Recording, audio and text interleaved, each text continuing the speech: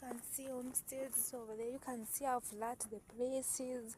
Very beautiful. On the other side, they have decided to plant center trees.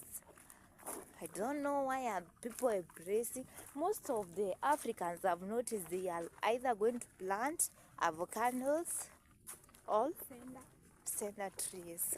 Either one of them. Because I don't know. You can see beans, but they are very small. See, these are beans. These still Africans are planting napier grasses, and I've heard them giving them names.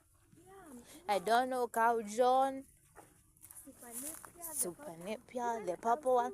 The purple super napier. Have you found it? No, I've not yet seen the purple one, but The one is developed. No, let me be specific. people are doing a lot of research and coming up with new innovations. Look at what is it? The other one I had, it's called, it's Kajando one of those. Hey, people lost. Oh, hey, these are people still have decided to cut down trees and plant, of which is very fine. Over here. And even our mother has a shamba over there. Should we go and see it all?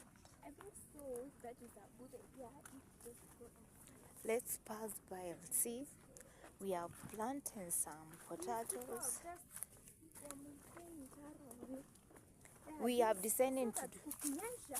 No, we have decided to